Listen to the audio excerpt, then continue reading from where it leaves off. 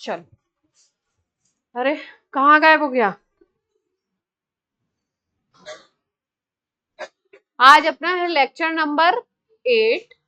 Last class में हम लोग क्वेश्चन कर रहे थे आयनाइजेशन एंथैल्पी का, फर्स्ट सेकंड आयनाइजेशन एंथैल्पी को डिस्कस कर रहे थे हम लोग, और नाइट्रोजन और ऑक्सीजन का केस में दिक्कत आ रही थी ना।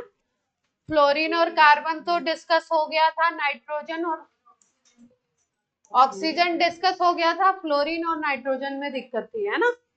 तो देखो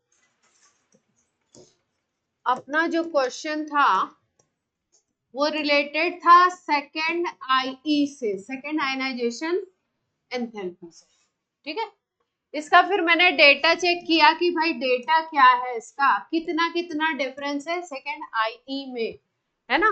तो सेकेंड आईई हमने नोट किया,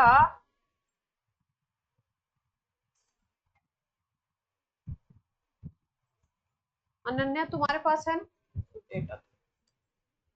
बहन डेटा दीजिए। तो सेकेंड आई देखा गया कि कितना कितना आ रहा है इनका, वो डेटा तो नहीं है यहाँ, ऑर्डर है ये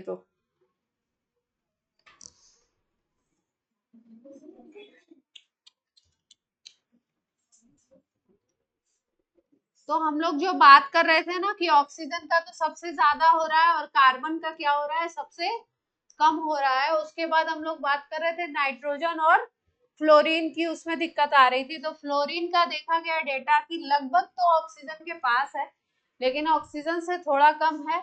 और फिर उसके बाद जो डेटा आ रहा है वो आ रहा है नाइट्रोजन का, है ना। तो फ्लोरीन का क्यों ज्यादा आया, उसका रीजन जो समझ आया वो ये है कि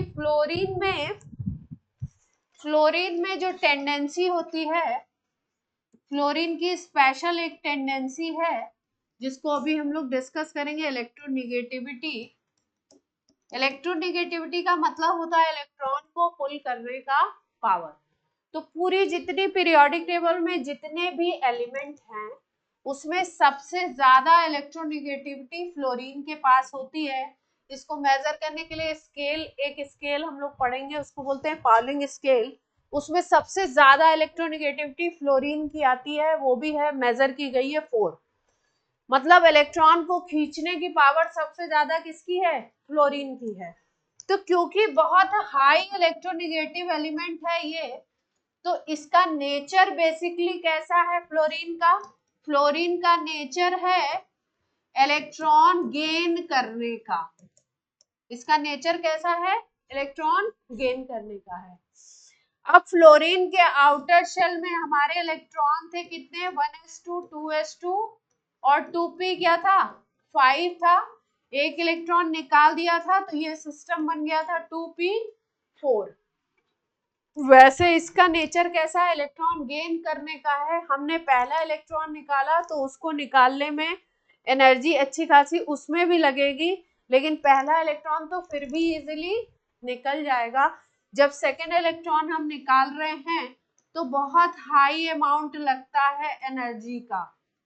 उसका रीजन ये है कि इसकी जो इलेक्ट्रोनिगेटिविटी है वो पूरी पीरियोडिक टेबल में सबसे ज्यादा है। तो एक इलेक्ट्रॉन तो बड़ी मुश्किल से निकलवा दिया, नेचर के अपोजिट काम करवा दिया, लेकिन दूसरा निकालने के लिए बहुत ज्यादा एनर्जी लगेगी। कहने का मतलब ये है कि इस क्वेश्चन में यहाँ पे वो फुल फील्ड, हाफ फील्ड, वो जो सारे कॉन्सेप्ट हैं वो नहीं लग रहे हैं। इसको हमको कैसे सोचना पड़ रहा है, इससे कि फ्लोरीन का नेचर है हाईली इलेक्ट्रोनिगेटिव, जो इलेक्ट्रॉन गेन करने की टेंडेंसी है, इलेक्ट्रॉन खींचने की पावर है।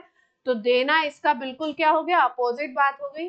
एक इलेक्ट्रॉन फर्स्ट आयनाइजेशन में तो एक इलेक्ट्रॉन निकाल दिया, लेकिन सेकेंड आयनाइजेशन में बहुत ज्यादा एनर्जी देनी पड़ेगी in comparison to nitrogen. Nitrogen की इलेक्ट्रोनिगेटिविटी कम होती है कंपैरिजन टू फ्लोरीन। तो इसलिए फ्लोरीन का ऑर्डर पहले आया, नाइट्रोजन का उसके बाद, और कार्बन हमने देख ही लिया था, कार्बन को सबसे लास्ट में रखना है, ऑक्सीजन को सबसे पहले रखना है। वो रीजन भी हमें पता चल गया था। क्लियर है बात। तो इसमें ये लिख लीजिए कि फ्लोरीन की ज्यादा क्यों है, नाइट्रोजन की कम क्यों है? Due to its electronegative nature.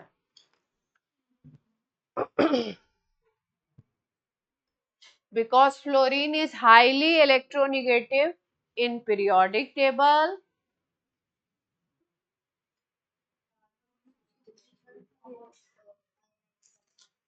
Difficult. Carbon में कितने थे?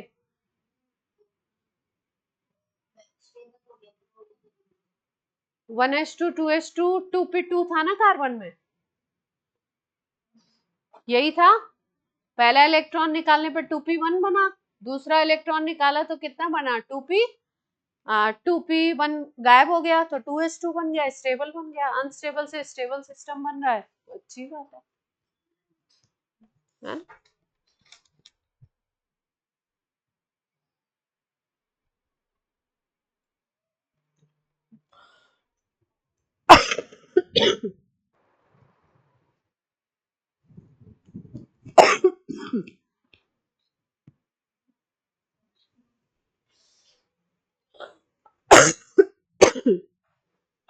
सब लोग रीजन लिख लेना। Due to high electronegative nature, हम लोग क्या कौन सा प्रोसेस कर रहे हैं, बिल्कुल अपोजिट प्रोसेस कर रहे हैं। तो एक इलेक्ट्रॉन निकालने में तो फिर भी चलो ठीक है, दूसरा जब निकालेंगे तो बहुत ज्यादा एनर्जी लगेगी, इसलिए फ्लोरीन का ज्यादा है ना। सेकंड आई, फर्स्ट आई का ऑर्डर हम लोगों ने क्या लिखा था, लिप बेकन फनी लिखा था ना। सेकंड आई का लिख लो बैकबन फोनिली। ऑर्डर भी याद रखना जरूरी है, क्योंकि कहीं पे कोई रीजन लग रहा है, कहीं पे कोई रीजन लग रहा है। तो सेकंड आई का ऑर्डर जो लिखोगे वो क्या लिखोगे, बैक वन फोनिली।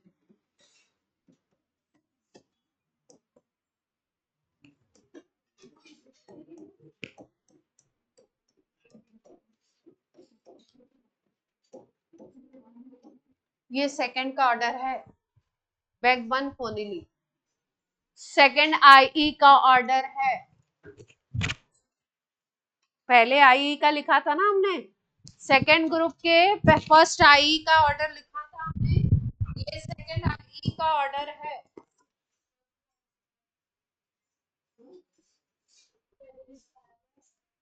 हाँ पहले लिखा है, पहले फर्स्ट आई का ऑर्डर लिखा है।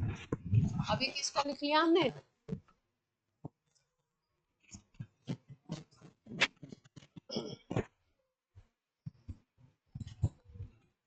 उसमें लिथियम का सबसे कम था, इसमें लिथियम का सबसे ज्यादा हो गया। सेकंड आई का मतलब है अब इसके प्लस चार्ज से निकाल रहे हो आप इलेक्ट्रॉन,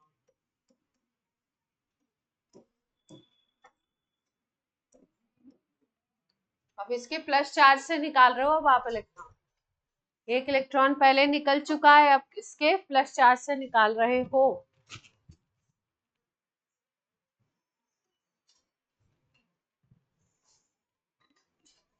नोट हो गया।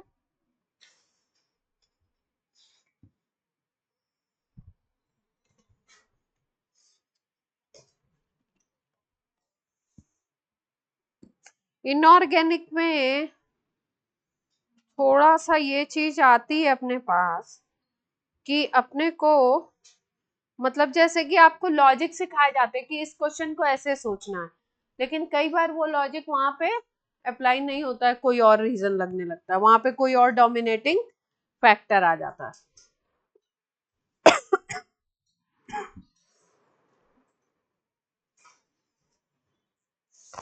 एक क्वेश्चन और है जो बड़ा पॉपुलर है, कल मैं देख रही थी कई बार आता है, उसमें आई आपको दे देंगे और आपको पहचानना होता है कि एलिमेंट कौन सा होगा। आई थिंक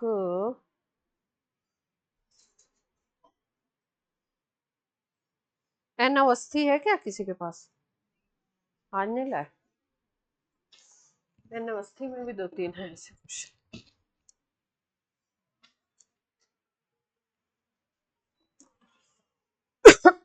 देखो जैसे क्वेश्चन है आई का ही है, आयनाइजेशन एनर्जी का। Identify element X and Y using ionisation energy value. X Y को आइडेंटिफाई करना है, आपको आयनाइजेशन एनर्जी की वैल्यू दे रखी है।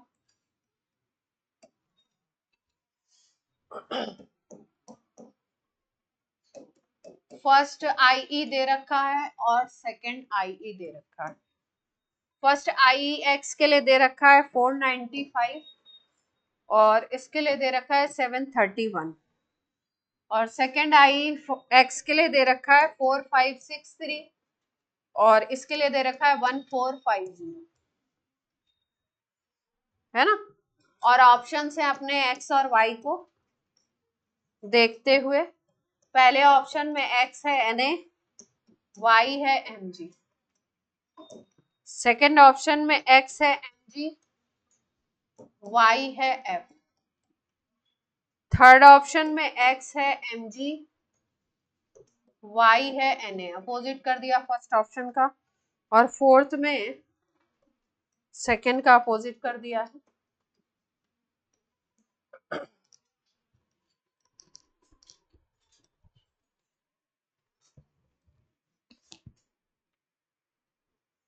एक्स क्या हो सकता है, वाई क्या हो सकता है, फर्स्ट और सेकंड आयनाइजेशन एनर्जी यहाँ पे दे रखी है।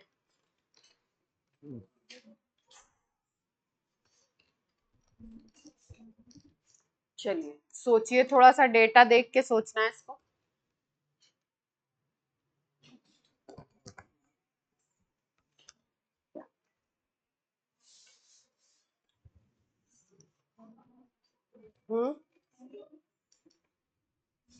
सी ऑप्शन, यानी एक्स को Mg कह रहे हो, वाई को Na कह रहे हो।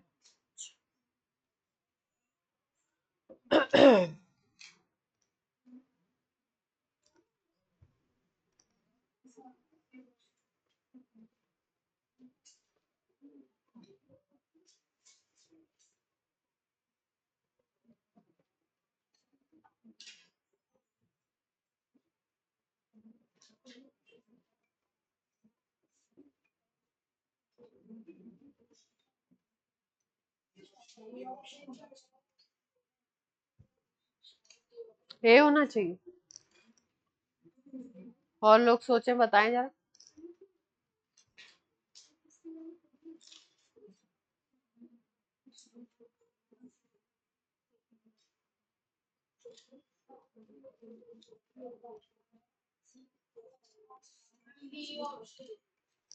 डी ऑप्शन, एक्स फ्लोरीन होगा। फ्लोरीन का नेचर है इलेक्ट्रॉन लेने का, तो उसकी आयनाइजेशन एनर्जी फर्स्ट है 495 और सेकंड है 4563, ऐसा कहना चाह रहे हो। और Mg की उससे कम होगी, Mg की तो इलेक्ट्रॉन देने की टेंडेंसी है, डी तो हो ही नहीं सकता, डी नहीं हो सकता क्योंकि Mg की इलेक्ट्रॉन देने की टेंडेंसी है। तो जी डी का इसका Mg का जो आई होगा वो फ्लोरीन से हमेशा कम होगा, फ्लोरीन का नेचर तो अपोजिट है ना, डी तो हो ही नहीं सकता।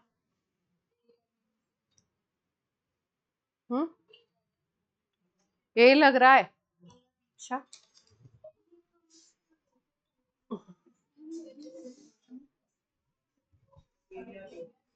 देखो सोडियम का अगर कॉन्फ़िगरेशन देखें तो क्या होता है, 1s2 2s2 2p6 3s1, है ना।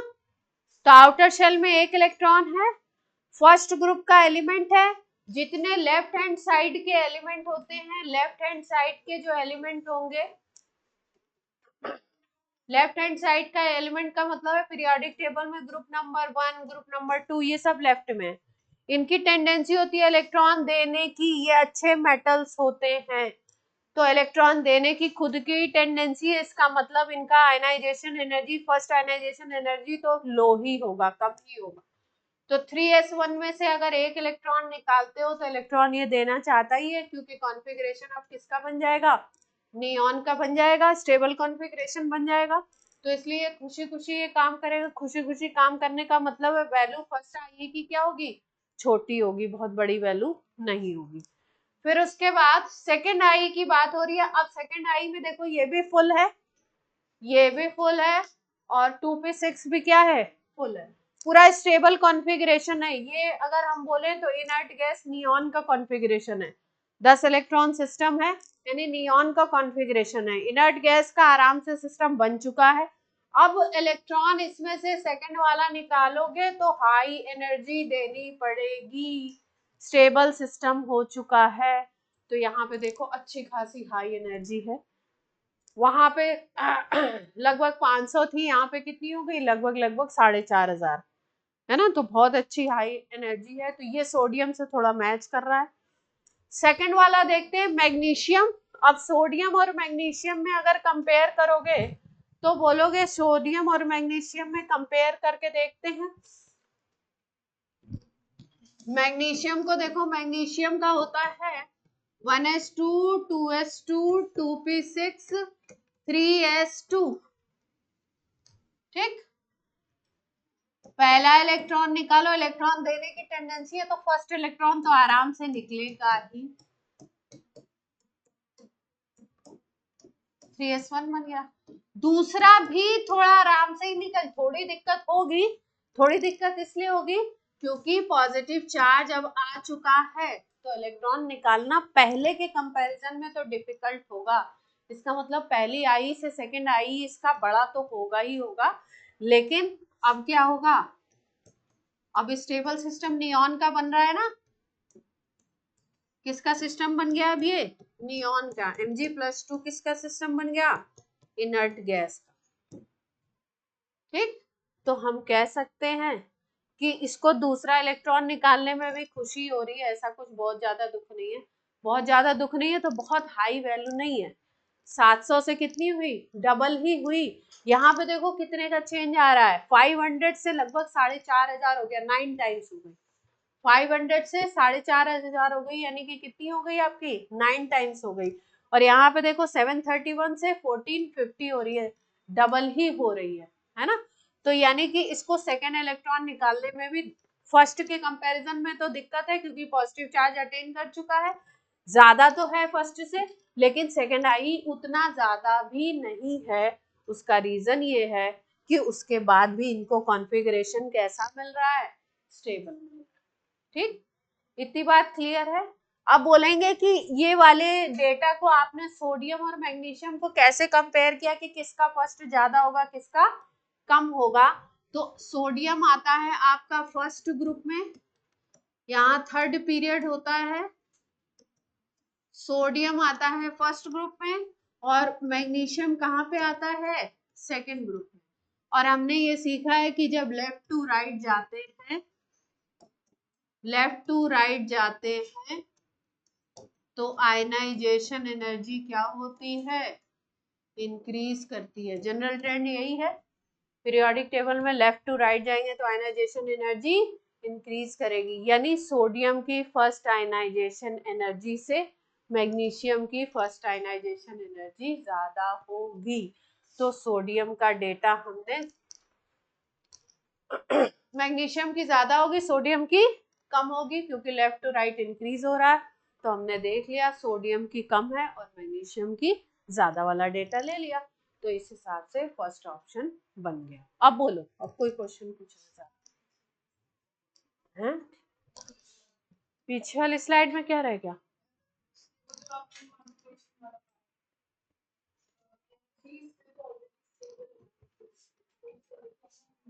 निकलेगा, फिर भी निकलेगा क्योंकि मेटल है, इस इलेक्ट्रॉन देने की टेंडेंसी तो है ही, फिर निकलेगा तो सही, ठीक है। अगर इलेक्ट्रॉन देने की टेंडेंसी नहीं होती तो बैठा रहता। तब रीजन हम क्या बताते, 3s2 स्टेबल है।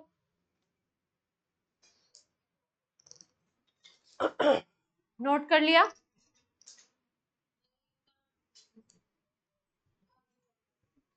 ये स्लाइड हो गई।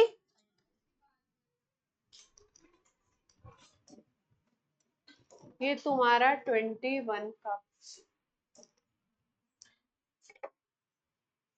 एक और था अच्छा क्वेश्चन जिसमें 3 2021 का एक और था बढ़िया सा।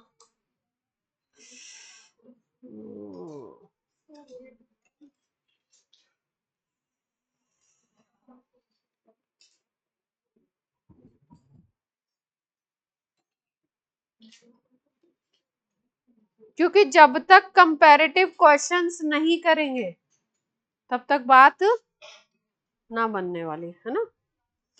क्वेश्चंस करना बहुत जरूरी हो गया।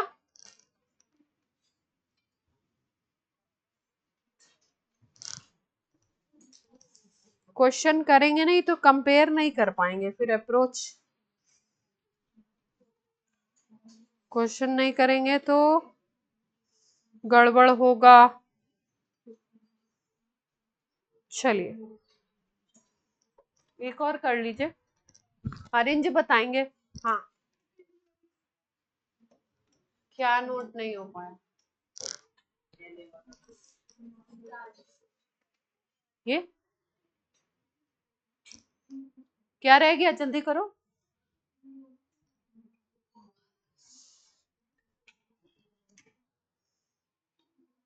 बोलो बोलो।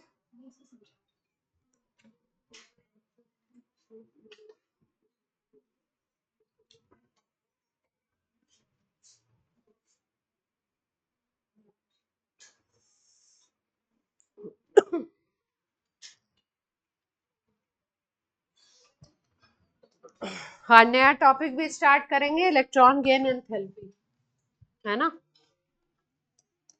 5 successive IE of an element, 5 successive मतलब IE1 IE2 IE3 IE4 I5 ऐसे दे रखा है। और 5 आयनाइजेशन एंथैल्पी दे रखी है। पहला है 800, दूसरा है 2427, 3658, 35024, 32824। ये डेटा दे रखे हैं किलो जूल पर मोल में। पूछा है number of valence electron in the element, outer shell में कितने इलेक्ट्रॉन होंगे। Number of valence electron in the element,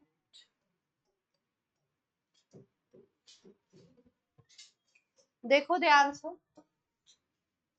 पहला इलेक्ट्रॉन निकाला तो 800 एनर्जी लगी, ठीक है। फिर उसके बाद ये अप्रोक्सीमेट डाटा कितना है 2400 कह सकते हैं, तो इसका 3 टाइम्स लग रहा है। फिर 24 से कितना ज्यादा हो रहा है, लगभग लगभग 36 है ना। तो आप कह सकते हो कि इसमें कितना ऐड करना पड़ा आपको, लगभग 1200 अप्रोक्स। फिर उसके बाद देखो 3658 से कितना आ गया 35024, यानी अप्रोक्स 10 टाइम्स हो रहा है। अप्रोक्स कह सकते हैं ना, 10 का मल्टीप्लाई करोगे तो 36580 आएगा। तो अप्रोक्स ये कितना हो रहा है 10 टाइम्स कह सकते, 9 पॉइंट कुछ कह सकते।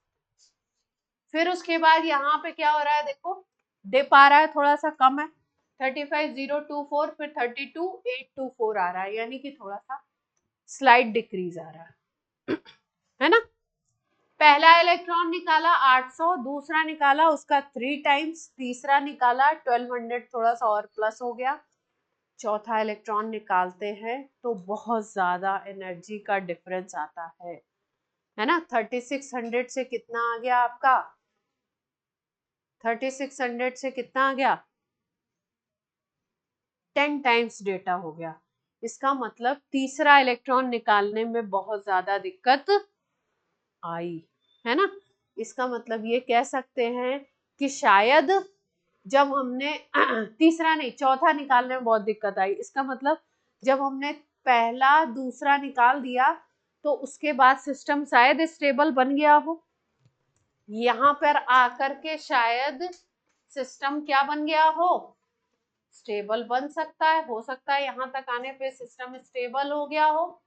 जब सिस्टम स्टेबल हो जाता है तो ही इतनी ज्यादा एनर्जी लगती है ना। इसका मतलब एक इलेक्ट्रॉन, यहाँ एक निकाला पहला, फिर यहाँ पे क्या किया, दूसरा निकाला, फिर यहाँ पे क्या किया, तीसरा इलेक्ट्रॉन निकाला, यानी 3 इलेक्ट्रॉन निकालने के बाद सिस्टम बन गया स्टेबल। तो क्या ऐसे कुछ सोच सकते हैं कि ये कॉन्फ़िगरेशन 283 हो सकता है? 3 इलेक्ट्रॉन निकालने के बाद ये किसका सिस्टम बन जाएगा, नियॉन का सिस्टम बन जाएगा, अगर 3 इलेक्ट्रॉन बाहर वाले माइनस कर दोगे। पहला निकालने में उतनी दिक्कत नहीं होगी, दूसरा निकालने में क्योंकि पॉजिटिव चार्ज आ जाएगा तो थोड़ी दिक्कत, तीसरा निकालने में थोड़ी और दिक्कत, है ना। अब चौथा निकालोगे तो क्या होगा, स्टेबल पूरा सिस्टम बन चुका है, उससे आप इलेक्ट्रॉन निकालना चाहते हो तो बहुत ज्यादा दिक्कत आएगी। फिर पांचवे में भी दिक्कत है, फिर अगले में भी दिक्कत है ना। इस तरीके से सोच सकते हैं। ऑप्शंस आपके दे रखे हैं 5 4 3 2, 5 4 3 2, है ना। तो हमारे हिसाब से क्या बन रहा है, क्योंकि पहला निकालना, दूसरा निकालना, फिर तीसरे इलेक्ट्रॉन निकालने के बाद सिस्टम हमें लग रहा है कि शायद स्टेबल हो गया। चौथा निकालने में क्या हो रही है, इतना ज्यादा एनर्जी, इसका मतलब चौथा निकालने में उसको बहुत ज्यादा दिक्कत हो रही है। हाँ, दूसरी भी हो सकती है जिसमें 3 हो। एल्युमिनियम के नीचे कौन आता है, एल्युमिनियम के नीचे पीरियोडिक टेबल में कौन आता है, एल्युमिनियम के नीचे कौन आता है, पोजीशन याद नहीं हुई, बगल में नहीं, नीचे 13 ग्रुप में गैलियम, आलू, बैगन, आलू, गाजर,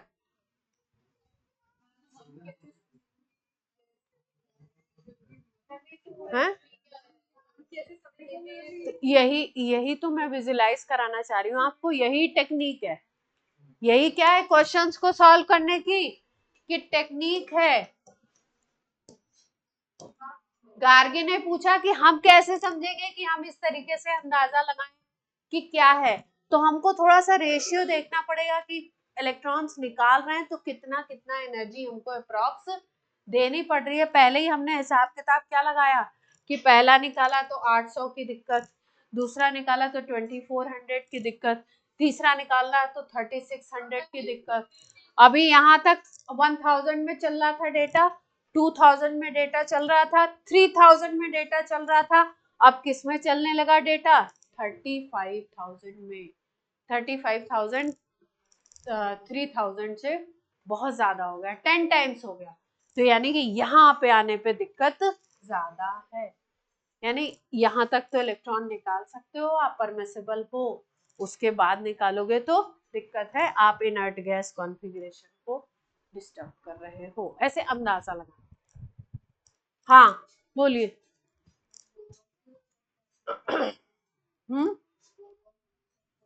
बोरॉन में क्या कॉन्फ़िगरेशन है, हमने ऐसा कुछ नहीं कहा कि ये बोरॉन है या एल्युमिनियम है, उस ग्रुप का हो सकता है, बैगन, आलू, गाजर, इनथैला, ये थे ना, इनके हो सकते हैं, क्योंकि इनके आउटर शेल में कितने इलेक्ट्रॉन होते हैं, 3 इलेक्ट्रॉन होते हैं। ऐसा हमने नहीं कहा कि एल्युमिनियम का है, इस ग्रुप का होगा, क्योंकि 13 ग्रुप के एलिमेंट में आउटर शेल में कितने इलेक्ट्रॉन होते हैं, 3। क्लियर है, तो नोट कर लीजिए, इसको तरीके से नोट करिएगा।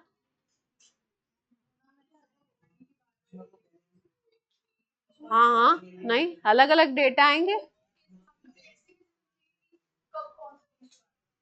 कब कौन सा रेशियो आ रहा है, अगर अचानक से बहुत ज्यादा ये टाइम्स जो है ये बहुत ज्यादा बढ़ गया ना, 800 से 3 टाइम्स हुआ था, अब 2436 का कितना टाइम्स होगा, अगर आप 36 डिवाइडेड बाई 24 करो तो कितना बनेगा, 3 3/2 बनेगा, यानी 1.5 टाइम्स बनेगा, है ना। पहली बार में 3 टाइम्स हुआ, फिर 1.5 टाइम्स हुआ, और फिर उसके बाद कितने टाइम्स हो रहा है आपका, सीधे जाके लगभग 9 पॉइंट कुछ टाइम, तो बहुत ज्यादा होगा। तो जहां पे ऐसा आपको दिखे कि बिल्कुल आयनाइजेशन एनर्जी थोड़ी थोड़ी बढ़ रही थी, एकदम से बढ़ गई, हाइप हो गई, इसका मतलब वहां पे एनर्जी अब आपको एकदम से, कोई सिस्टम वहां पे स्टेबिलिटी तो आई है, स्टेबिलिटी के बाद अब आप चल रहे हो तो ज्यादा एनर्जी लगानी पड़ेगी। सोचना ऐसे है ना। एग्जैक्टली यही क्वेश्चन मैं कराना चाह रही थी, एनवस्थी में भी ऐसे 2-3 क्वेश्चन दिए हुए हैं, पर लकीली मिल गया, 20 में ही आया था, तो अपने को आगे का देखना ही नहीं पड़ा, यहीं से अपन ने डिसाइड कर। हाँ, तो फिर उसके हिसाब से हो जाएगी, फिर उसके हिसाब से डेटा दिए होंगे तो ऐसे सोचेंगे। ठीक, चलिए, लिखना कैसे है, लिखो, इसके टाइम्स लिखो पहले। 800 से 224 जाओ, 3 टाइम्स करो। 24 से 3658 जाओ तो आप कर दो इसको कितने टाइम्स, 1.5 टाइम्स कर दो, इसको कर दो 1.5 टाइम्स। फिर यहां से आप इतने जाओ तो कितने टाइम्स आ गया, 10 टाइम्स, है ना। तो एकदम से एनर्जी क्या हो गई, हाइप हो गई, energy increased is very very high, यहाँ पे आते ही बहुत हाई इंक्रीज हुआ है, इसका मतलब इसके पहले सिस्टम को क्या मिल चुकी थी, स्टेबिलिटी। यही लैंग्वेज में लिखना है आपको, इसके पहले सिस्टम क्या हो चुका था, स्टेबल, और स्टेबल हो गया 3 इलेक्ट्रॉन पे, इसका मतलब 3 इलेक्ट्रॉन बाहर हैं, तीनों निकल गए तो स्टेबल हो गया। जैसे मान लो 2 के बाद हाइप आ जाता, यहाँ पे 2427 है, इसके बाद एकदम से 24,000 पहुंच जाती, तो फिर हम बोलते कि आउटर शेल में 2 ही इलेक्ट्रॉन थे, वो निकल गए, सिस्टम स्टेबल हो गया। अब एकदम से अब अगला निकालोगे तो क्या होगा, ज्यादा दिक्कत आएगी। ज्यादा दिक्कत का मतलब केमिस्ट्री में ज्यादा एनर्जी, फिजिक्स में ज्यादा दिक्कत का क्या मतलब होता है, ज्यादा वर्क, है ना। फिजिक्स में ज्यादा दिक्कत का मतलब ज्यादा वर्क, केमिस्ट्री में ज्यादा दिक्कत का मतलब ज्यादा एनर्जी, उस प्रोसेस में ज्यादा एनर्जी लगेगी, या तो वो होगा नहीं, या तो उसको लिखेंगे इम्पॉसिबल, और अगर करवा रहे हो उस प्रोसेस को, हो रहा है, तो एनर्जी बहुत ज्यादा लगने वाली है। आपकी जो बुक है, जो आपकी शीट है, उसमें ऐसे वैरायटी ऑफ क्वेश्चंस खूब सारे होंगे, आई पे एक एक क्वेश्चन को करना है, उसका रीजन समझना है, जो नहीं आए वो पूछना है ना। चलिए, अब नया टॉपिक स्टार्ट करें आज, electron gain enthalpy, electron gain enthalpy, delta H E G बोलते हैं, आयनाइजेशन एनर्जी को डेल्टा एच आई लिखते हैं, इसको लिखते हैं डेल्टा एच ई जी, आई लिखा है तो मतलब आयनाइजेशन की बात है, delta H E ji.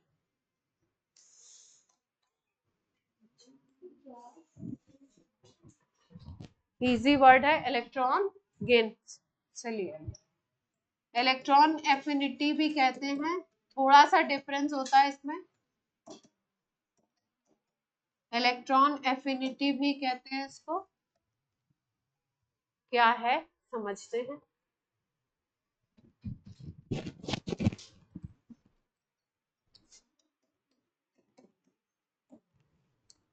E A,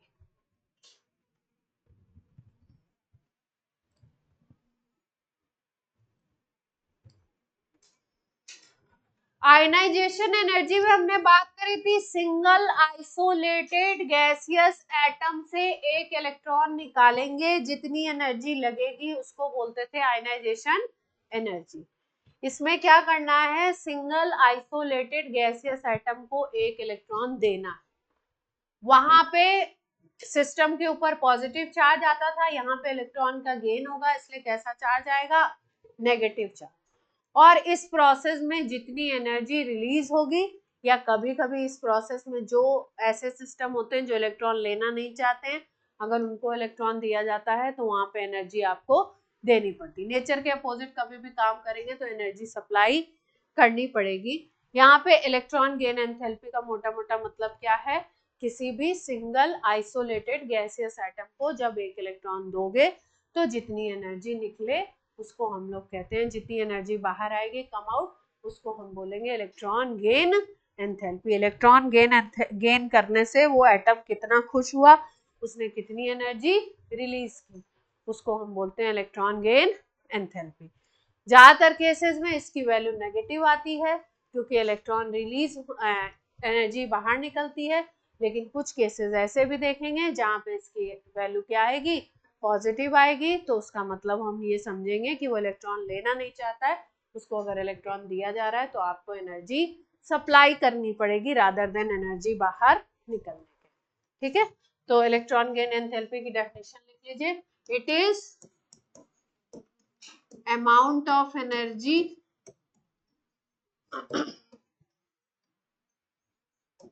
evolve during gain of one electron to single isolated gaseous atom। मान लो हमारे पास X कोई एटम है, अकेला एटम है, गैसियस स्टेट में है, इस पे एक इलेक्ट्रॉन देते हो तो ये बना लेता है X माइनस गैसियस। इस प्रोसेस में जो भी एनर्जी रिलीज होगी, इवॉल्व होगी, उसको क्या बोलोगे, electron gain enthalpy.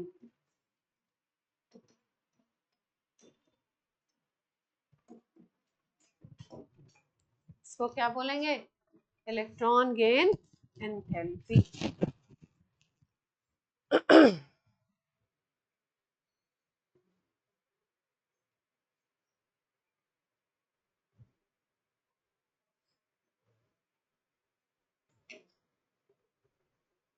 Delta H easy, easy नीचे की तरफ लिखते हैं,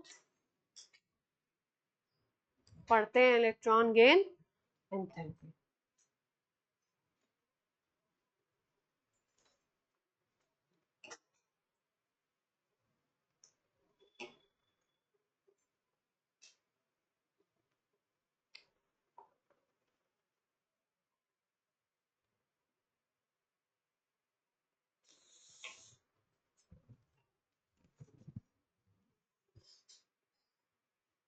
हो गया नोट।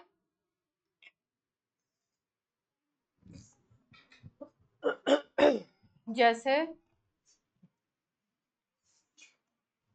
एग्जांपल लेते हैं, Cl ले लीजिए, क्लोरीन एटम ले लीजिए, क्लोरीन का एक सिंगल गैसियस एटम लीजिए, एक इलेक्ट्रॉन ऐड कराइए, इस पे बनेगा Cl माइनस का सिस्टम गैसियस।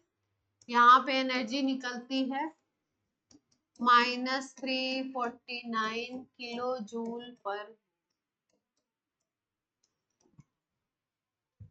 कितनी एनर्जी रिलीज कर रहा है, डेल्टा एच अगर माइनस में लिखा होता है तो उसका मतलब होता है एनर्जी बाहर निकल रही है, डेल्टा एच अगर पॉजिटिव में लिखा होता है तो इसका मतलब होता है एनर्जी दी जा रही है। डेल्टा एच इजी नेगेटिव का मतलब क्या होता है, एनर्जी इवॉल्व।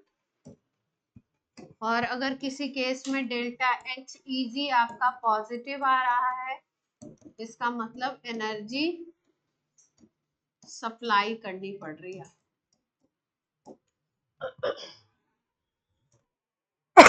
क्लोरीन के केस में ये कितनी है, -349 किलो जूल पर मोल। हाँ, क्लोरीन की इतनी फिक्स्ड है।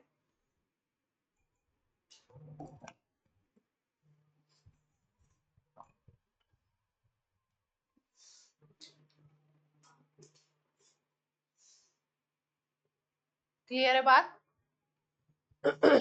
चलिए,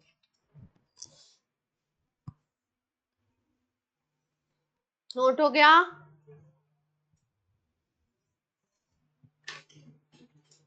अब देखो, ऐसा देखा जाता है जैसे मान लो पहला इलेक्ट्रॉन निकल रहा है तो बोलेंगे डेल्टा Heg1। अगर उसमें पहला इलेक्ट्रॉन दे रहे हो तो डेल्टा Heg1 बोलोगे, और दूसरा इलेक्ट्रॉन दोगे तो क्या बोलेंगे, डेल्टा Heg2। तो ऐसा देखा गया है कि जो डेल्टा Heg2 है वो तो कई बार पॉजिटिव आ जाती है, और डेल्टा Heg1 जो है वो क्या आती है, नेगेटिव आती है। तो पूछते हैं इसका रीजन क्या है। सेकेंड इलेक्ट्रॉन जब दे रहे हो तो एनर्जी सप्लाई करनी पड़ रही है, और जब पहला इलेक्ट्रॉन दे रहे हो सिस्टम को तो एनर्जी इवॉल्व हो रही है, निकल रही है। क्या बात है ये, है ना? तो क्या सिस्टम है, देखिए ध्यान से जरा समझिए। जैसे मान लो हमारे पास Cl है ना? तो Cl का कॉन्फ़िगरेशन होता है 287। ऑक्टेट पूरा करने के लिए इसको एक इलेक्ट्रॉन चाहिए। अगर ये गैसियस सिंगल एटम है, इस पे एक इलेक्ट्रॉन आपने दे दिया तो ये Cl माइनस बन गया। अब सिस्टम बन गया 288। 288 का मतलब हो गया 18 इलेक्ट्रॉन का सिस्टम बन गया। 18 इलेक्ट्रॉन होते हैं किसमें, आर्गन में। आर्गन कैसी गैस हो गई, इनर्ट गैस कॉन्फ़िगरेशन मिल गया इसको।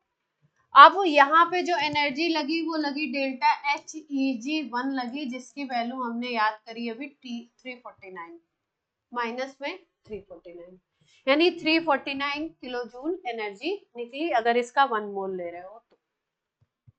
अब इसमें ऐड करना है सेकेंड इलेक्ट्रॉन। पहला इलेक्ट्रॉन ऐड कर दिया, सेकेंड ऐड करना है। अब सेकेंड में दिक्कत क्यों होगी, क्योंकि यहाँ पे देखो कैसा चार्ज आ गया है, कैसा चार्ज आ चुका है एटम के ऊपर, नेगेटिव। अब इलेक्ट्रॉन ऐड करना है तो रिपल्सिव फोर्स तो लगेंगे ना। तो इस नेगेटिव चार्ज और जो आपका इनकमिंग इलेक्ट्रॉन है उसके ऊपर, उसके बीच में कैसा फोर्स लगेगा, रिपल्सिव फोर्स लगेगा। तो रिपल्सिव फोर्स कहीं भी काम करने लगता है, और अगर आपको वो काम करवाना है, रिपल्शन है उस चीज से, तो क्या होगा, थोड़ा कुछ आपको उसको कुछ ना कुछ लालच तो देना पड़ेगा उस प्रोसेस को। लालच देने का मतलब, अब भाई एनर्जी निकलेगी उकलेगी नहीं, एनर्जी निकलने का मतलब है वो सिस्टम खुश है। ये सिस्टम कोई खुश नहीं है, पहले ही इनर्ट गैस बन चुका था, नेगेटिव चार्ज आ चुका था। अब नेगेटिव में और नेगेटिव जोड़ना चाहते हो तो अब सिस्टम लेना नहीं चाह रहा है ना। पहले पहले तो लेना चाह रहा था क्योंकि 18 बनना है उसको, ऑक्टेट पूरा करना है अपना। तो ये 18 बनने के लिए तो खुशी खुशी इसने 349 किलो जूल एनर्जी निकाली थी अपने में से, बल्ले बल्ले कर ली। अब इसके बाद क्या हुआ, यहाँ नेगेटिव, अब नेगेटिव और देना चाहते हो। सिस्टम पहले स्टेबल हो चुका है, अब ये इलेक्ट्रॉन लेना नहीं चाहता, तो अब क्या करना पड़ेगा, अब आपको इलेक्ट्रॉन देना है। तो अब ऐसा करो आप कि अब एनर्जी सप्लाई करो। तो अब क्या करना पड़ेगा, Cl-2 अगर आपको बनाना है तो अब एनर्जी आपको क्या करनी पड़ेगी, बाहर से देनी पड़ेगी। और जब एनर्जी सप्लाई करते हो तो डेल्टा Heg की वैल्यू पॉजिटिव। वो सिस्टम जिसमें भी एनर्जी सप्लाई होगी उसमें डेल्टा H की वैल्यू हमेशा क्या आती है, पॉजिटिव। जिसमें निकलेगी उसमें डेल्टा H की वैल्यू। तो सेकेंड इलेक्ट्रॉन देने के लिए एनर्जी देनी पड़ रही है, इसलिए ये वैल्यू क्या होती है, पॉजिटिव।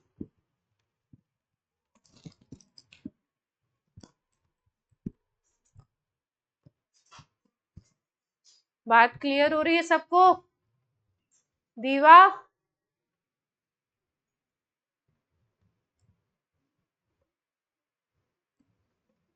ऑनलाइन बच्चों कहाँ हो? ध्यान कहाँ है आपका?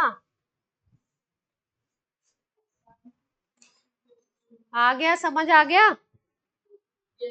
नोट नोट कर लीजिए डनाडन।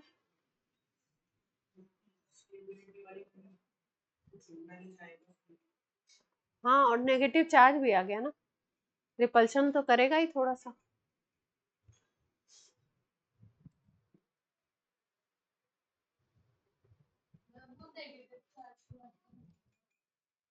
Negative charge plus incoming electron, दोनों के बीच में रिपल्सिव फोर्स, सब इंडिकेटिव लिखा है, लैंग्वेज में लिखना है तो आप अपने हिसाब से लिखिए।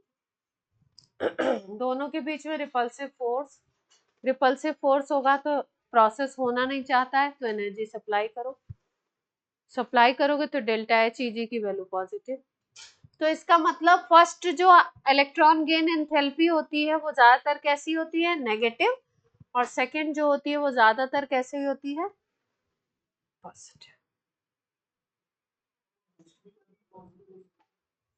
हाँ, हो सकती है, मान लो कोई इलेक्ट्रॉन लेना ही नहीं चाहे, सोडियम को इलेक्ट्रॉन देना चाहते हैं, सोडियम की टेंडेंसी है इलेक्ट्रॉन देने की है? जब एनर्जी सप्लाई करते हैं तो डेल्टा एच की वैल्यू पॉजिटिव लेते हैं। अभी एंथैल्पी आपने पढ़ी नहीं है ना, एंथैल्पी पढ़ेंगे थर्मोडायनेमिक्स। तो अभी बस आपको इतना सिखा दिया कि जब सप्लाई करते हैं तो पॉजिटिव और जब निकलती है तो नेगेटिव।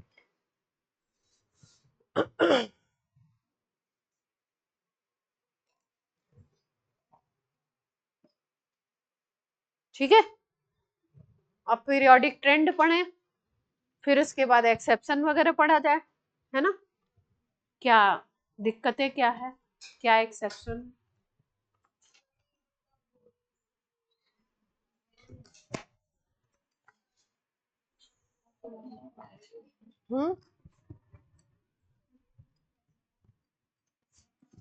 पेशेंस रखिए भाई,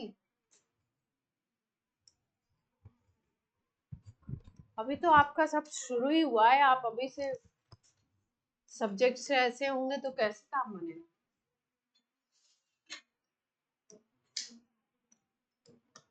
इनर्ट गैसेस के लिए लिख लीजिए,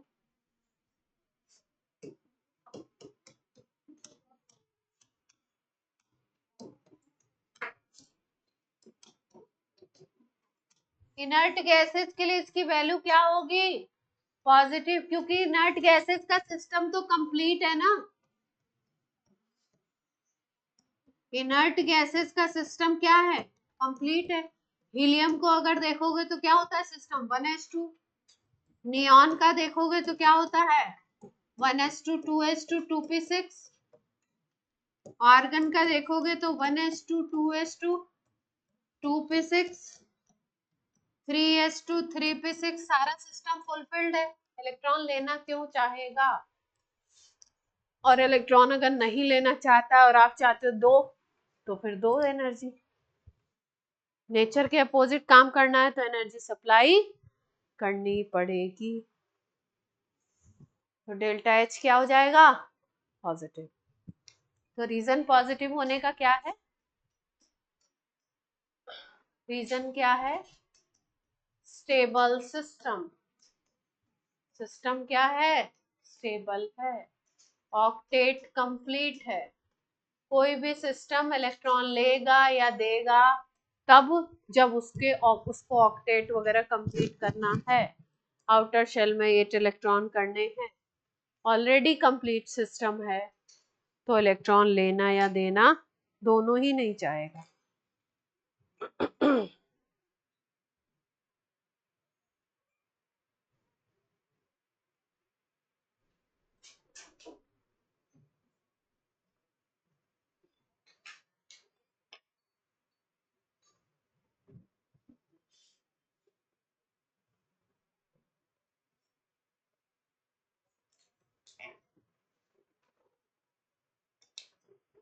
हो गया, इनर्ट गैस का केस हो गया।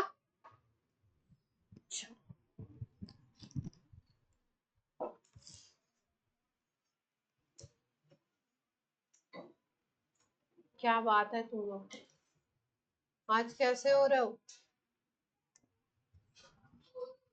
हाँ मतलब अजीब से हो रहे हो, जैसे लग रहा है तुम्हारी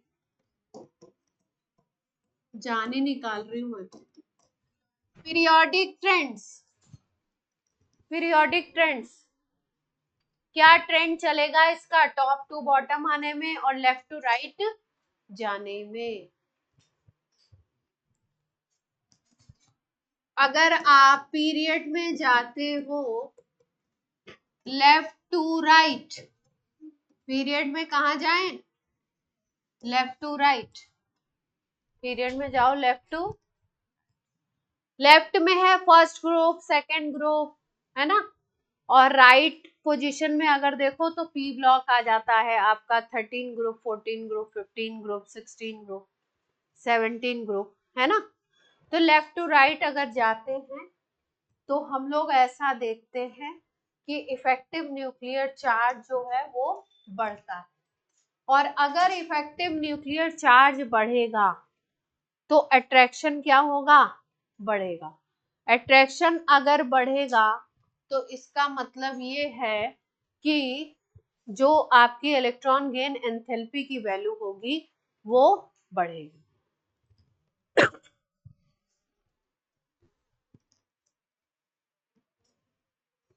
ट्रेंड याद रखो। ग्रुप में आते हैं टॉप टू बॉटम, तो इसमें रेडियस पड़ती है, और रेडियस के ये अपोजिट चलते हैं। ये जितने तीनों फैक्टर हम पढ़ रहे हैं, आयनाइजेशन एनर्जी भी और इलेक्ट्रॉन गेन एंथैल्पी भी, रेडियस का कैसा चलेगा ये लोग? अपोजिट। रेडियस अगर बढ़ रही है तो डेल्टा एच ई जी जो होगा वो कम होगा, ठीक है। पीरियड में अगर लेफ्ट टू राइट जाते हैं तो जेड इफेक्टिव इंक्रीज करता है, बढ़ता है, तो डेल्टा एच ई जी जो होता है वो आपका इंक्रीज करेगा। डेल्टा एच ई जी क्या होगा? इंक्रीज।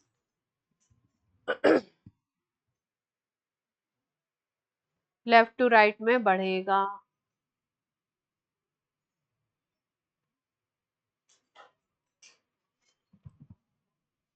लेफ्ट वालों को इलेक्ट्रॉन लेने में कोई खुशी नहीं है, राइट वाले जो पी ब्लॉक के एलिमेंट है उनको इलेक्ट्रॉन लेने में खुशी है।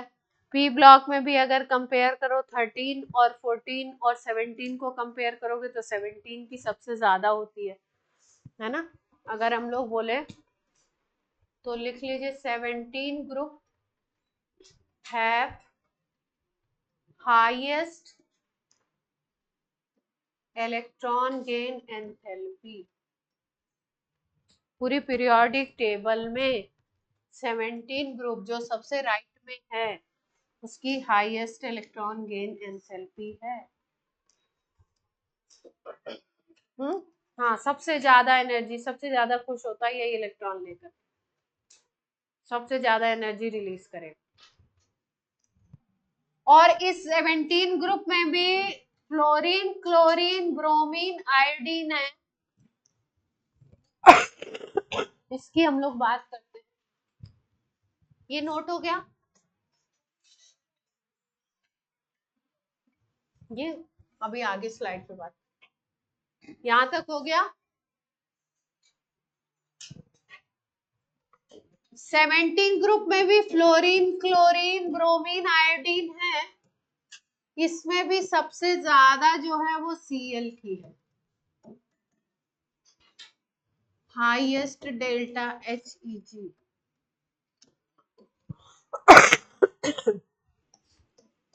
इन टोटल पीरियोडिक टेबल, पूरी पीरियोडिक टेबल में सबसे ज्यादा इलेक्ट्रॉन गेन एंथैल्पी वाला एलिमेंट कौन सा है? सीधे बैठो, ऐसे क्लास में ऐसे नहीं बैठे, क्लास में या तो पढ़ेंगे या तो बाहर चले जाएंगे, दो ही ऑप्शन है। क्लोरीन की डेल्टा HEG क्या है, सबसे ज्यादा है पूरे पीरियोडिक टेबल में। हमने बोला 17 ग्रुप की सारे ग्रुप में कंपेयर करें तो सबसे ज्यादा है, और 17 में भी सबसे ज्यादा किसकी है, क्लोरीन की है। अगर इसमें ऑर्डर देखें तो इसमें क्लोरीन सबसे ज्यादा आता है, फ्लोरीन आता है सेकंड नंबर पे, फिर ब्रोमीन आता है, फिर आयोडीन आता है। आप बोलोगे कि आपने बोला था ग्रुप में डाउन जाते हैं तो कम होता है, तो फ्लोरीन फ्लोरीन का ज्यादा होना चाहिए, क्लोरीन का कम होना चाहिए। अगर रूल से चले तो फ्लोरीन का ज्यादा होना चाहिए था, क्लोरीन का कम होना चाहिए था। लेकिन यहाँ पे एक एक्सेप्शन आता है कि ये जो फ्लोरीन है ना, इसका साइज बहुत छोटा होता है। अगर साइज बहुत छोटा होगा ना तो थोड़े से एरिया में आउटर इलेक्ट्रॉन को गेन करने की टेंडेंसी, आउटर इलेक्ट्रॉन को रखने में उसको दिक्कत आएगी।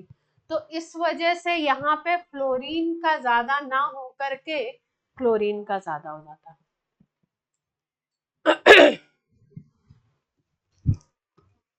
नहीं तो वैसे बाई रूल क्या होना चाहिए था, हमने बोला टॉप टू बॉटम डिक्रीज है, तो सबसे जो ऊपर है उसकी सबसे ज्यादा, सबसे जो नीचे उसकी सबसे कम। लेकिन ऑर्डर थोड़ा सा चेंज है, क्लोरीन नंबर 1 पे, फ्लोरीन उससे नीचे, फिर ब्रोमीन, फिर आयोडीन। और पूरी पीरियोडिक टेबल में भी डेल्टा HEG किसका हाईएस्ट है, क्लोरीन का। ठीक।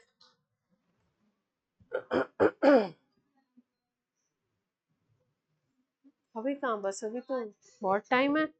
नहीं, चलो ये स्लाइड नोट हो गई।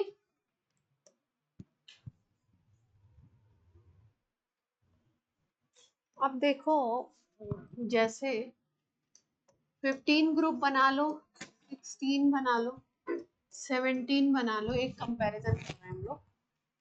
15 ग्रुप में सबसे पहला एलिमेंट कौन सा होता है, 15 ग्रुप में सबसे पहला एलिमेंट अरेंज,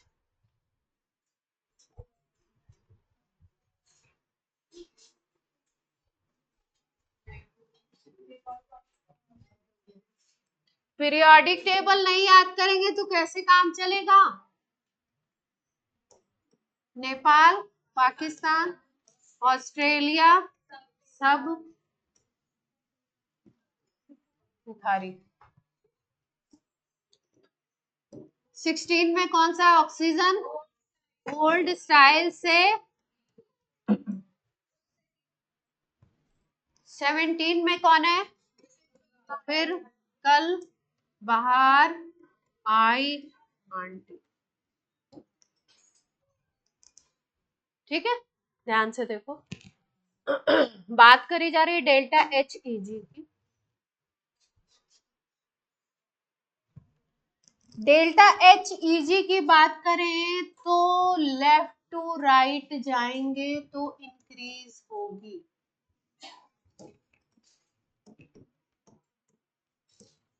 क्वेश्चन कैसे देते हैं आपको ध्यान से देखो, नाइट्रोजन दे देंगे, ऑक्सीजन दे दिया, सल्फर क्लोरीन दे दिया, इनमें कंपेयर करना है आपको। 4 एलिमेंट दे दिए, ऑर्डर अब आपको लिखना है, 4 ऑप्शन बना दिए उसके। तो अब हमें मालूम नहीं है तो कंपैरिजन करने में क्या आएगी, दिक्कत आएगी। यहां से लेफ्ट टू राइट इंक्रीज होता है और टॉप टू बॉटम आते हैं तो डेल्टा HEG क्या होता है, डिक्रीज होता है। ये जनरल ट्रेंड है। लेकिन जो सेकंड वाले, ये वाले जो एलिमेंट, ये सेकंड पीरियड है और ये है थर्ड पीरियड के एलिमेंट। रूल से देखें, रूल से देखें तो हमने बोला टॉप टू बॉटम आने पे डिक्रीज कर रहा है, मतलब नाइट्रोजन की होनी चाहिए ज्यादा, फास्फोरस की होनी चाहिए कम, ऑक्सीजन की होनी चाहिए ज्यादा, सल्फर की होनी चाहिए कम, फ्लोरीन की होनी चाहिए ज्यादा, क्लोरीन की होनी चाहिए कम। लेकिन केवल इधर पी ब्लॉक में राइट हैंड साइड में ऐसा देखा गया है कि जो थर्ड पीरियड के एलिमेंट हैं उनकी ज्यादा है in comparison to second period के एलिमेंट, इसका मतलब किसकी ज्यादा होगी, किससे, फास्फोरस की ज्यादा होगी नाइट्रोजन से, ऑक्सीजन सल्फर की ज्यादा होगी किससे, ऑक्सीजन से, और क्लोरीन की ज्यादा होगी किससे, क्लोरीन से। ये जो सेकेंड वाली लाइन है इसकी ज्यादा है फर्स्ट से, बाकी नीचे आएंगे तो डिक्रीज आए। यानी अगर ये ऑर्डर बोलो तो ऑर्डर को आप ऐसे लिख सकते हो, डेल्टा HEG का ऑर्डर ऐसे लिख सकते हो, PNAS ऐसे चेंज कर दो, डिक्रीज। क्या कर सकते हैं, सेकंड वाले को यहाँ पे कर दें, फर्स्ट वाले को इस पे, तो यहाँ से डिक्रीज आ जाएगा। फिर यहाँ पे सल्फर को कर दो ऑक्सीजन, सिलीनियम, टेल्यूरियम, नीचे आएंगे तो डिक्रीज। फिर यहाँ पे क्लोरीन को कर दो, फ्लोरीन, ब्रोमीन, आयोडीन, ऊपर से नीचे क्या आ रहा है, डिक्रीज। लेफ्ट टू राइट में क्या होगा, इंक्रीज।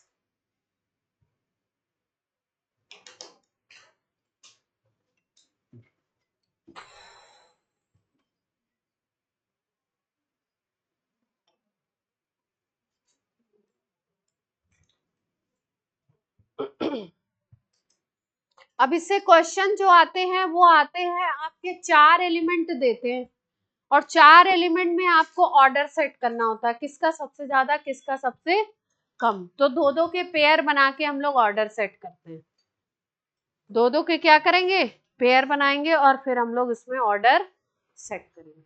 तो एक क्वेश्चन करा देते हैं इसका फिर उसके बाद इजी टॉपिक कराएंगे, फिर नेक्स्ट क्लास में आपको फिर इसके जो डिफिकल्ट क्वेश्चन है वो कराएंगे, पर एक क्वेश्चन तो साथ साथ में कर लो।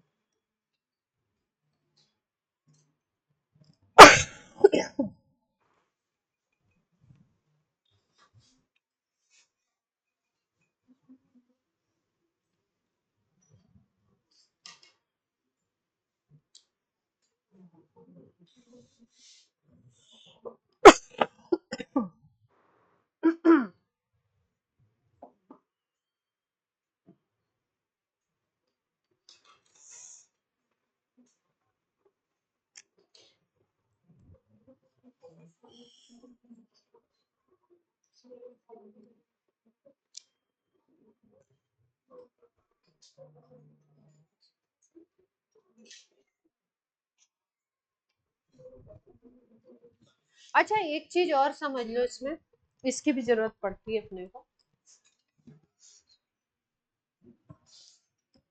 जैसे मान लो किसी के इलेक्ट्रॉन गेन एंथैल्पी की वैल्यू है, सपोज मान लो किसी की है 328 और किसी की है डेल्टा HEG मान लीजिए 340, क्लोरीन की थी है ना 340, ठीक है।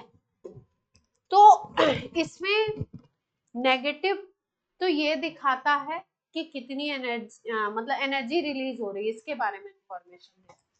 अगर आपसे पूछेंगे सीधा सीधा सिंपल क्वेश्चन कि किसकी ज्यादा है डेल्टा HEG, तो जिसकी वैल्यू ज्यादा होगी उसी की ज्यादा बताएंगे, है ना। तो इसका मतलब more negative that will be high, उसको हाई डिक्लेयर करोगे आप कि उसका हाई डेल्टा HEG है। ऐसा वैल्यू से नहीं सोचेंगे कि ये -349 है तो ये तो छोटी वैल्यू है, ये -328 है तो ये तो बड़ी वैल्यू है ना। तो इसको आप हाई डिक्लेयर करोगे और इसको क्या करोगे इसके कंपैरिजन में लेस नेगेटिव को, क्योंकि स्टेटमेंट वाले क्वेश्चंस कई बार आ जाते हैं तो उसमें बच्चा घूम जाता है, वो कई बार गलती कर देता है कि जिसकी वैल्यू लेस नेगेटिव है उसको बोल देता है कि ये वैल्यू हाई है।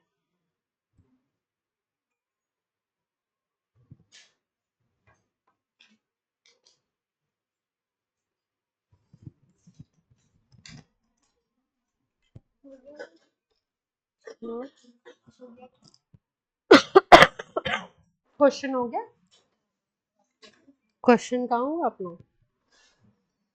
क्वेश्चन तो कर लो है।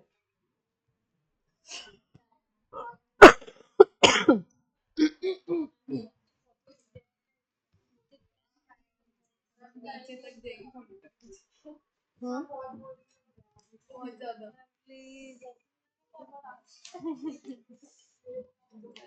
10 मिनट तो और पढ़ना, ये चैप्टर ऐसे ही चलेगा। ये ये चैप्टर ऐसे ही पढ़ना है और ऐसे ही चलेगा। और आपने नहीं पढ़ना है तो एक एप्लीकेशन लिखिए और मास्टर को दे दीजिए। ये चैप्टर ऐसे ही चलता है।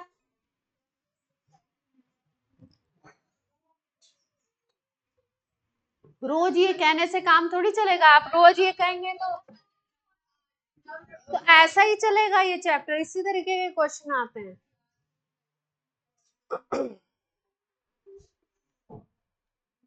चैप्टर तो ऐसे ही चलेगा। मुझे तो टाइम पे सिलेबस लेना है कि नहीं लेना? फिर अभी जैसे ही अक्टूबर आएगा आप सिलेबस करना चालू कर दोगे। जैसे आपके स्कूल में कोई एग्जाम आएंगे वैसे ही आपका सिलेबस चालू हो जाए, है ना? तो करेंगे नहीं तो काम कैसे चलेगा? सल्फर ले लीजिए, ऑक्सीजन ले लीजिए और फ्लोरीन क्लोरीन ले लीजिए, है ना? इन चारों का ऑर्डर सेट करना है कि किसकी डेल्टा एच इजी ज्यादा है, किसकी कम है, ये ऑर्डर सेट करना। हाँ, सबसे पहले क्लोरीन आ जाएगा। डेल्टा एच ई का ऑर्डर आ जाए तो क्या ध्यान रखना है कि सबसे पहले तो क्लोरीन को ले लो।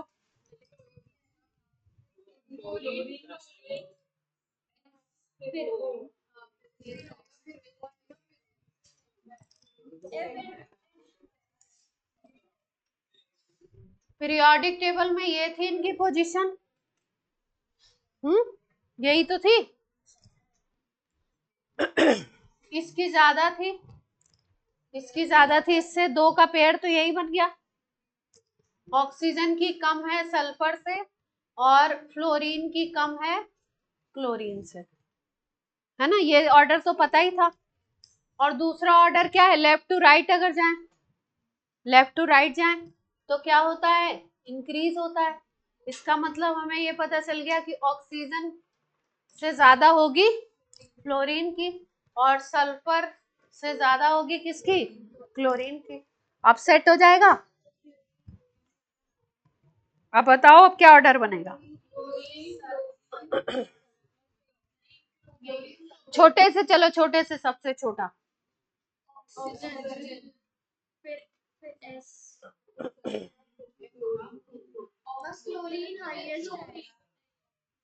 आराम से सोचो, आराम से।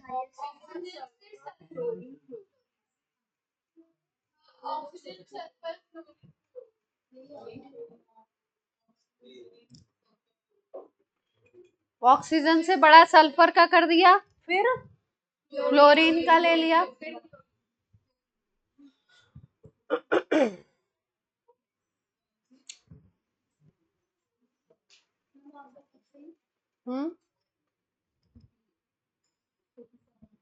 एक ग्लिच लग रहा है मुझे थोड़ा सा। आप कह रहे हो ऑक्सीजन को सबसे छोटा रखो, फिर किसको कह रहे हो? फिर क्लोरीन। अच्छा, सल्फर की क्यों करी कम आपने, छोटी क्यों करी? 17 ग्रुप की ज्यादा होती है 16 से, इसलिए ऐसा आपने करा।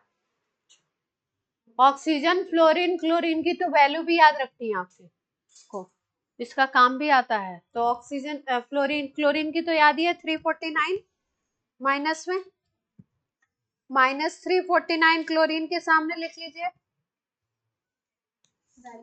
हाँ, वैल्यू भी याद रखनी है। फ्लोरीन की -328,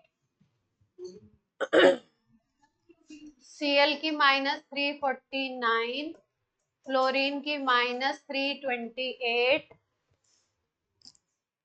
सल्फर की -200, सल्फर की -200, सल्फर की जरूरत नहीं है, ऑक्सीजन की जरूरत है।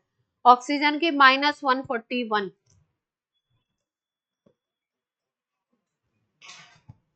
ऑक्सीजन की -140। हाँ सही निकाला आपने।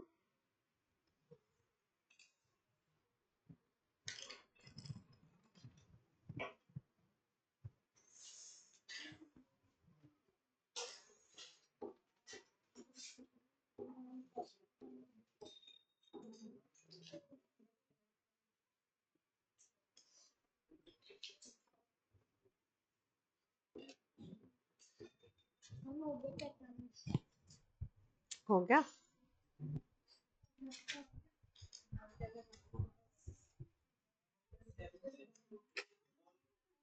हम्म, 17 की जगह क्या होता? हाँ हाँ, लेफ्ट टू राइट वाली कंडीशन को लेना। जैसे कुछ एलिमेंट्स इधर के दे दिए राइट हैंड साइड के और कुछ दे दिए उधर फर्स्ट और सेकंड ग्रुप के, तो फिर लेफ्ट टू राइट वाला जो रूल है कि लेफ्ट टू राइट इंक्रीज करेगा और टॉप टू बॉटम डिक्रीज करेगा, उसके हिसाब से आपको परम्यूटेशन कॉम्बिनेशन बना के आंसर देना पड़ेगा, है ना। एक सवाल और करना है फिर हो गया। ये इसका क्वेश्चन नहीं है, अलग, इसका नहीं है, अलग है। एक सवाल और कर लो फिर आपकी छुट्टी। काम तो करना पड़ता है ना बेटा, काम तो बहुत जरूरी है, ये सब करेंगे नहीं तो काम कैसे चलेगा। ये चैप्टर भी ऐसा है ना कि इसमें थोड़ा सा आपको डिटेलिंग बहुत होगी, बहुत डिटेलिंग होगी। पेशेंस नहीं रखेंगे तो याद भी आपको काफी कुछ करना है।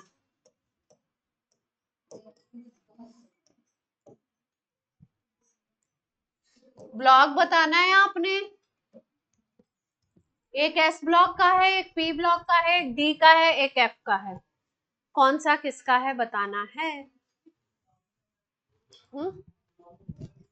हाँ एटॉमिक नंबर गिवन है, इजी क्वेश्चन है।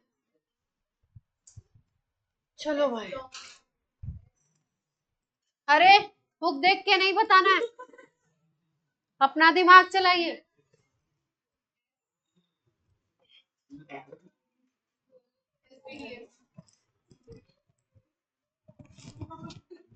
फर्स्ट ग्रुप के एलिमेंट का एटॉमिक नंबर क्या था? फर्स्ट और लास्ट का याद करने के लिए बोला था, अभी तक याद नहीं हुआ। फर्स्ट ग्रुप के एलिमेंट का एटॉमिक नंबर क्या था? जितने भी एलिमेंट थे बोलिए जल्दी से, देख के नहीं, आंसर देख के नहीं बता, याद करके करना है ना। फर्स्ट ग्रुप का याद होगा तो सारे क्वेश्चंस हो जाएंगे। बोलिए कार्तिक, फर्स्ट ग्रुप का बोल रहे थे एटॉमिक नंबर।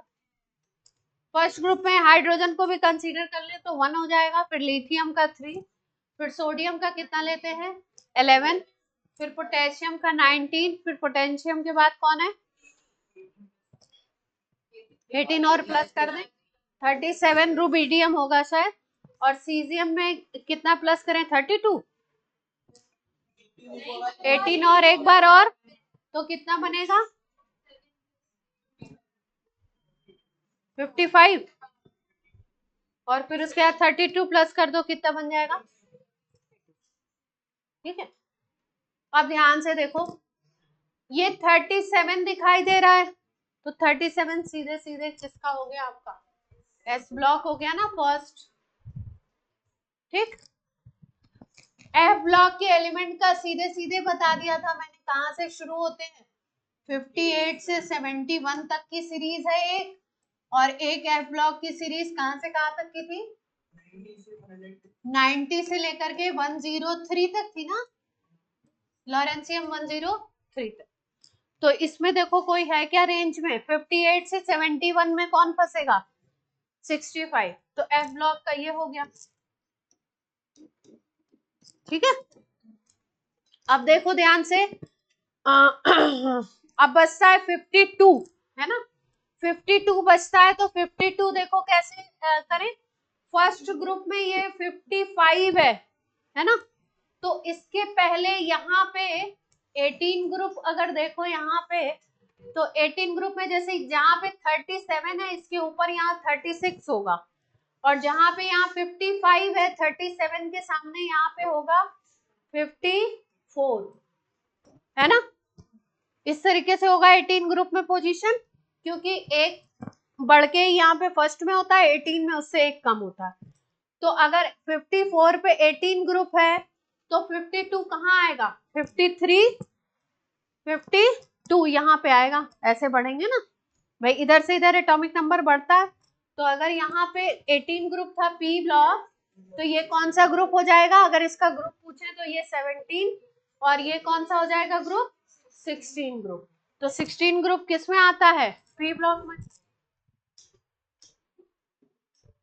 अब ये डी का ही होने वाला है, अगर हमने बोल दिया कि सारे के सारे क्या हैं आपके एस पी डी एफ, इस तरीके से डी का भी निकाल सकते हो, आपको 78 आ रहा है, तो 78 कहाँ पे जाएगा, 71 के बाद वाले जो हैं वो डी में जाते हैं, तो 78, है ना, ऐसे आपको पोजीशन पीरियोडिक टेबल में बनाने आनी चाहिए, और उसको बनाने के लिए आपको फर्स्ट और लास्ट ग्रुप का याद करेंगे तब बना पाएंगे। ठीक है, चलिए आज की क्लास हो गई आपकी।